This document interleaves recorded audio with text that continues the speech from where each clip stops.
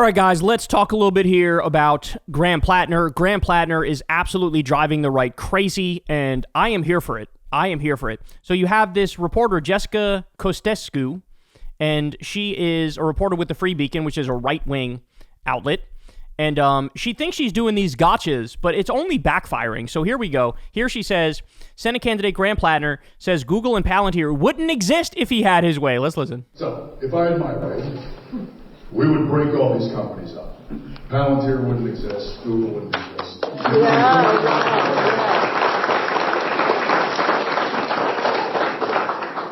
This AI bubble that's about to burst, we could have regulated this nonsense in a way that, one, would make sure that we're doing it in a fashion that's going to benefit workers and not just put people out. Hell yeah. It's currently, yes. Down with AI. But it's also, I mean, all of it exists, though, because we live in an information space now where all of your data does not belong to you. So what's hilarious is she posts this as some sort of gotcha, as if it's insane. Like, can you believe he said Google and Palantir wouldn't exist?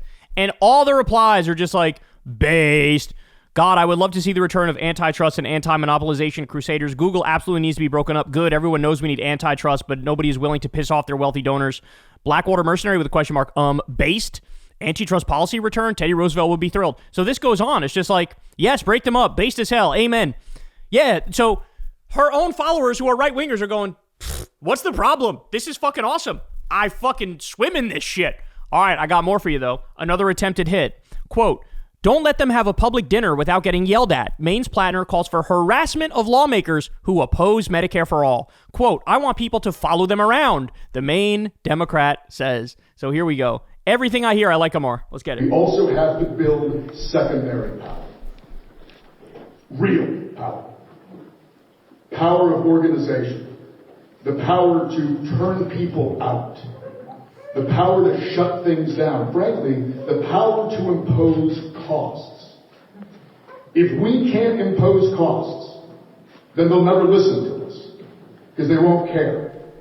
And the longer we spend unorganized, the longer we spend down here unable to impose costs, they're never going to give a damn. And in the future, when we're trying to vote on something like Medicare for all, if there are other members of the Maine delegation that don't want to come along, we need to be able to impose costs. We need to be able to turn people out, to flood their offices. Frankly, I want people to follow them around and don't let them have a public dinner without getting yelled at.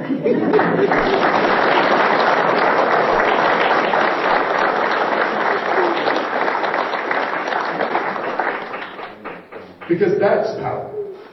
That's real power. And frankly, it's a power that many of us have been told for a long time is unavailable. But it isn't unavailable.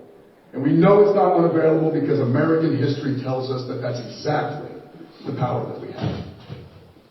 God, I love it. God, I love it. So what I would say to Jessica Kostescu is, Jessica, that's a little thing called politics.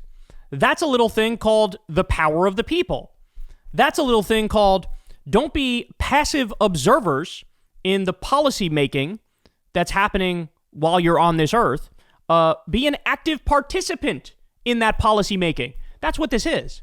This is what every politician who's worth a shit should be saying. Hey, you want a higher minimum wage, which like 70 to 80% of the country wants, and they're not doing it because all the politicians are bought off by billionaires and corporate donors? Fucking protest. Get in the streets. Get in their office. Call their phone until the fucking mailbox is full. Don't stop. Don't stop. Like, just don't accept no for an answer. Keep going. This is what he's saying. You know, like, yes, it will disincentivize you from ordering more war crimes if you can't eat in public since you ordered said war crimes.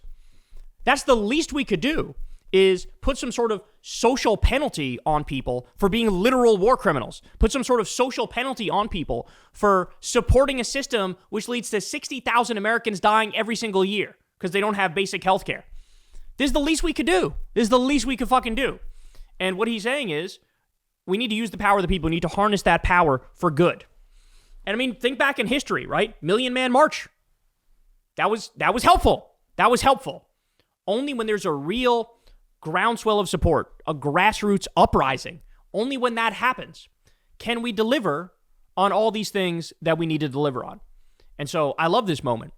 So I love how it is always the best thing. And this is why left-wing candidates are always phenomenal, is like the right ends up amplifying all the things about the lefties that makes them great in the first place, right? Like, can you believe he said he actually believes in Medicare for all and other politicians should be bullied into supporting it too? My goodness.